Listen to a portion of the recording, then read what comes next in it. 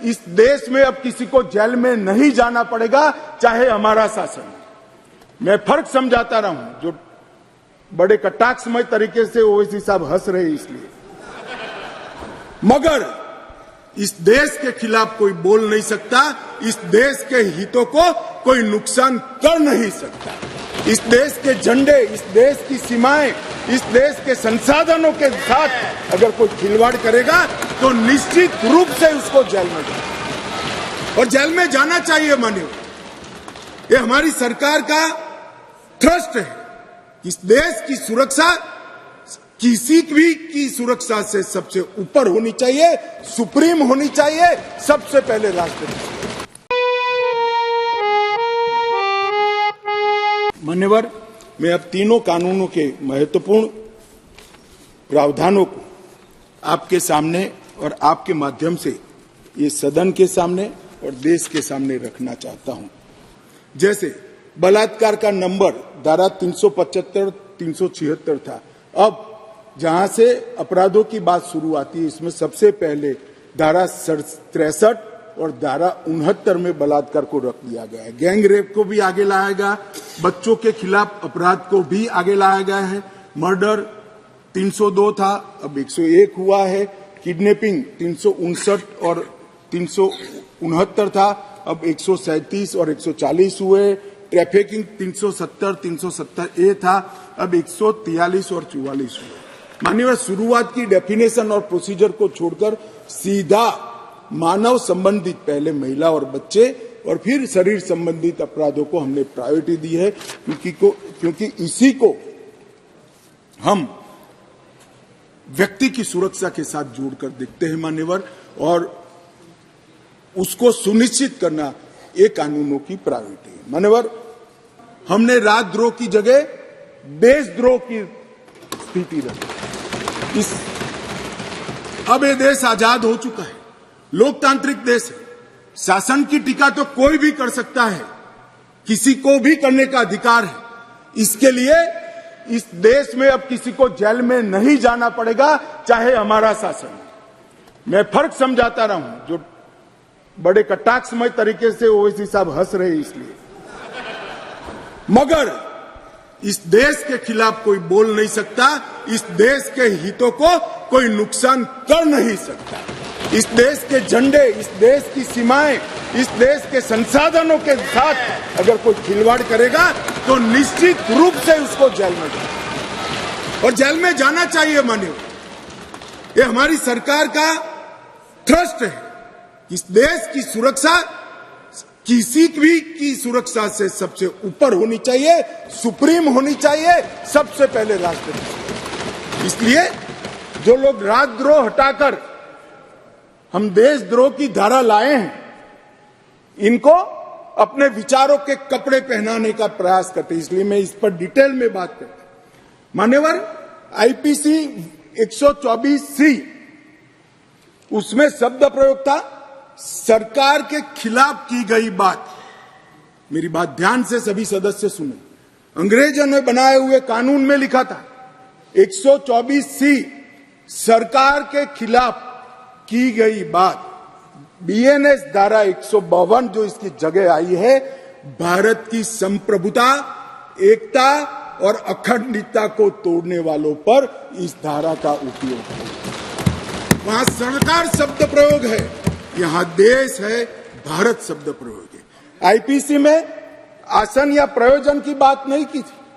किस उद्देश्य से आप बोलते हैं, किस उद्देश्य से करते हैं, इसकी बात ही नहीं की। करना ही काफी है। हमने इसमें देशद्रोह की डेफिनेशन में आशय की बात करी है, उसका उद्देश्य क्या है, उसका आशय क्या है, इसका महत्व है।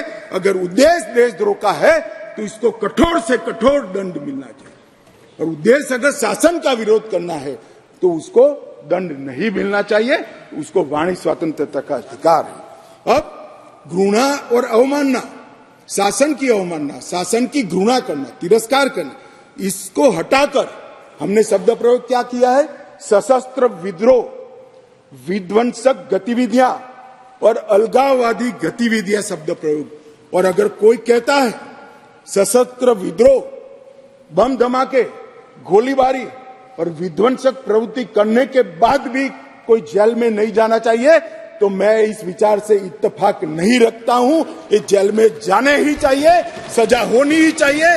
इस देश में किसी को यह अधिकार नहीं है। मान्यवर, मैं इसलिए कहता हूं कि कुछ लोग ये नए इनिशिएटिव को अपना कलर देने का प्रयास कर रहे हैं, मगर आपका कलर, आपकी सोच, आपके विचार, आपकी नजर आपको मुबारक हो। हम तो संविधान की स्पिरिट को लेकर आगे चलने वाले लोग हैं। देश के खिलाफ जो कुछ करेगा उसको जरूर सजा होगी, ऐसा कानून में होना चाहिए।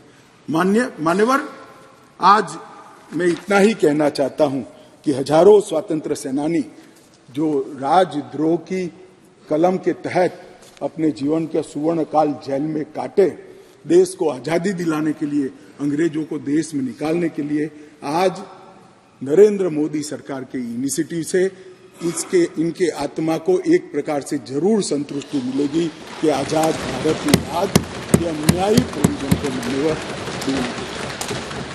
मान्यवर, हमने महिलाओं और बच्चों की सुरक्षा के लिए भी ढेर सारे प्रोविजन किए हैं। मान्यवर, भारतीय न्याय संहिता में एक नया चैप्टर महिलाओं और बच्चे के प्रति अपराध हमने ऐड किया है। इस विधेयक में 18 वर्ष से कम उम्र की महिला के बलात्कार से संबंधित प्रोविजन में हम बदलाव कर रहे हैं। मौजूदा बलात्कार का प्रोविजन रीनंबरिंग तो हुआ है तथा नाबालिग महिलाओं के सामूहिक बलात्कार को पॉक्सो के साथ सुसंगत बना देता है, क्योंकि कुछ प्रोविजन ऐसे थे जो पॉक्सो में ज्यादा हार्ड थे। जिनको फेवर करनी थी वहां पुलिस स्टेशन में पॉक्सो अप्लाई नहीं किया जा सकता है। अब पॉक्सो अप्लाई करे न करे, बलात्कार करने मात्र से पॉक्सो की सभी धाराएं ये न्याय संहिता के माध्यम से लागू हो जाएगी और उनको आयु का अधिकार आधारित वर्गीकरण ठीक नहीं था।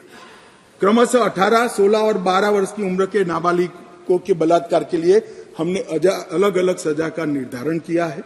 18 वर्ष से कम आयु की बच्चियों के मामले में आज जीवन कारावास और मृत्यु दंड का प्रावधान हमने किया है। मान्यवर, उनको फांसी की सजा। गैंग रेप के मामलों में 20 साल की सजा या जिंदा रहने तक की सजा का प्रावधान किया है और 18 वर्ष से कम उम्र की स्त्री के साथ बलात्कार में फिर से फांसी की सजा को हमने यहां पर रखा है। मान्यवर, बलात्कार की परिभाषा के तहत भी एक एनोमली थी। सहमति से बलात्कार में 15 वर्ष की जो आयु डाली थी उसको बढ़ाकर हमने 18 साल किया है। तो 18 साल से कम आयु की बालिका के साथ कोई भी कुछ करेगा तो माइनर रेप के दायरे में घुस जाएगा। मान्यवर, इसके बाद जेंडर न्यूट्रल कानून बना है। कई जगह पे कई सारी चीजें छूट गई थी। लड़के और लड़कियों के व्यापार जो एक घृणित अपराध है, इसमें सिर्फ लड़कियों का जिक्र था, वहां लड़कों को भी डाल दिया गया है। और आईपीसी की धारा 366A में भी नाबालिग लड़की के साथ बच्चे का भी जिक्र कर इसको जेंडर न्यूट्रल बनाने का हमने प्रयास किया है। मान्यवर, आतंकवादी कृत्य को इतने सालों के बाद 1 लाख से ज्यादा लोग आतंकवाद की बलि पर चढ़ने के बाद 75 साल के बाद पहली बार आपराधिक न्याय कानूनों में जगह देने का काम नरेंद्र मोदी सरकार को। हमारा वादा था मान्यवर इस देश की जनता को कि हम आतंकवाद के खिलाफ जीरो टॉलरेंस की नीति रखेंगे और आतंकवाद की व्याख्या ही नहीं थी। कुछ सांसदों ने, मैं बाद में जवाब देता हूं, कहा है कि यूएपीए में है, मगर जहां उनके प्रभाव वाली सरकारें थी वहां यूएपीए को लगाते नहीं थे। आतंकवादी कृत्य कर सादे गुना की सजा में निकल जाते थे। अब हमने ये मूल कानून के अंदर ही आतंकवाद का जिक्र कर ऐसे लोगों को जेल के बाहर आने का रास्ता लगभग असंभव कर दिया। मुझे मालूम है कुछ लोगों को बड़ी तकलीफ हुई, बताया भी है, मैंने भाषण पढ़े हैं, मुझे तो आश्चर्य हो रहा है। इस देश के कानून में आतंकवाद को रोकने की धाराएं और इस सम्मानीय सदन का कोई व्यक्ति उसको मानव अधिकार के नाम से विरोध करे? आतंकवादी मानव अधिकार का सबसे बड़ा हनन करता है। जो आतंकवाद फैलाता है, आतंकवादी कृत्य करता है, जिसका जो विक्टिम होता है, इसके मानव का अधिकार का हनन आतंकवादी कृत्य करने वाला व्यक्ति करता है और उसको कठोर से कठोर सजा मिलती है। और मैं तो आश्चर्यचकित, मैं यहां बैठा होता तो टोकता भी, रोकता भी, प्रयास भी करता कि इसको सदन के रिकॉर्ड का हिस्सा न बनने दिया। आप एक्सपोज हो रहे हो, मगर मैं था नहीं, मैंने पढ़ा। इसका बचाव करते हैं। किस जमाने में जी रहे? अंग्रेजों का शासन नहीं है, कांग्रेस का शासन नहीं है, ये भारतीय जनता पार्टी और नरेंद्र मोदी का शासन। यहां पर आतंकवाद को बचाने की कोई दलीलें काम में नहीं ली जाएगी, परंतु इसके दुरुपयोग न हो इसके लिए इसकी व्याख्या भी हमने बड़ी स्पष्ट की है। मान्यवर, इसकी व्याख्या की है, क्या की है? जो कोई भारत की एकता, अखंडता, संप्रभुता, सुरक्षा और आर्थिक सुरक्षा की प्रभुता को खतरे में डालता है और किसी भी वर्ग में आतंक फैलाने का प्रयास करता है, आइदर और साइड से, उसको आतंकवादी घटना कहा जाएगा। उसका विवरण दिया है। डायनामाइट, विस्फोटक पदार्थ, जहरीले गैस, न्यूक्लियर का उपयोग, ऐसी घटनाओं में जब कोई भी मृत्यु होती है तो ये घटना करने वाला आतंकवादी कृत्य में लिप्त माना जाएगा। अब इसमें कहां दुरुपयोग की गुंजाइश है? मगर मन में एक भय पड़ा है मान्यवर, वो भय से ये विरोध जन्म लेता है। और मैं तो मानता हूं ये भय तो रहना ही चाहिए, रहना ही चाहिए, रहना ही। जो आतंकवादी कृत्य करते हैं उनके प्रति कोई दया भाव